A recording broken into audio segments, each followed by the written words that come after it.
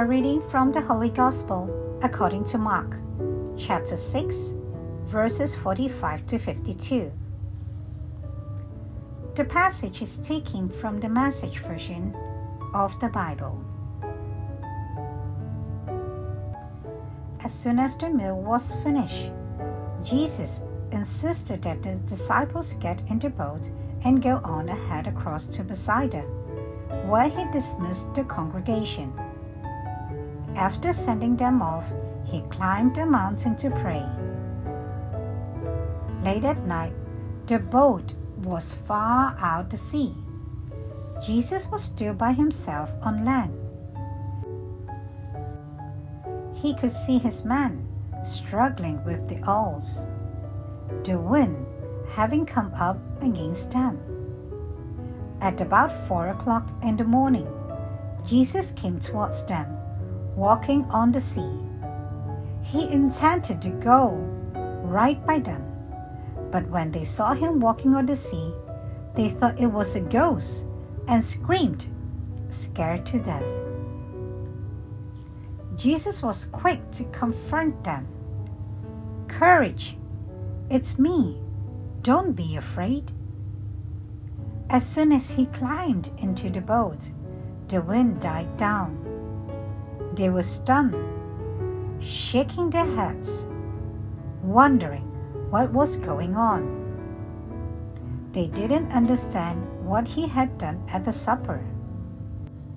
None of this had yet penetrated their hearts. The Gospel of the Lord. Good morning. Let's listen to a short reflection according to St. Mark chapter 6 verses 45 to 52. The boat of the church in the storm. In today's Gospel, Jesus walks on water towards his disciples, who are struggling against the wind and waves in a boat. This powerful scene invites us to reflect on the trials of the church and our personal lives, where we often feel tossed about by turbulence and fear. The boat symbolizes the church navigating the often hostile seas of the world. From scandals and persecutions to hatred and division, the church is not immune to storms. Yet, the Gospel reminds us that the boat of the church cannot sink because Jesus is always present, even if unseen. His reassuring words, "It is I, do not be afraid," echo through every era, bringing hope to believers facing darkness and despair. Mark's account holds rich symbolism. Written for early Christians under persecution in Rome, the imagery of Jesus walking on water, mastering the sea, the abode of evil in biblical thought, proclaims Christ's victory over all forces of darkness. The storm may rage, but the church remains secure under his protection. The sequence of events provides a deeper spiritual meaning.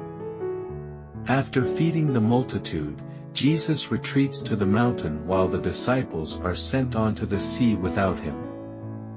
This reflects the church's mission after Jesus' death, resurrection, and ascension. Though no longer physically present, Jesus equips his disciples through the Eucharist and remains spiritually with them, even in life's fiercest storms. When scandals, daily struggles, or personal failures threaten to overwhelm us, we too must look for Christ walking towards us, speaking words of peace and courage. His presence assures us that no storm, no wave, no darkness can separate us from his love. Let us trust that the boat of our faith, though battered, will never sink, for Christ is always with us. Take courage. It is I. Do not be afraid.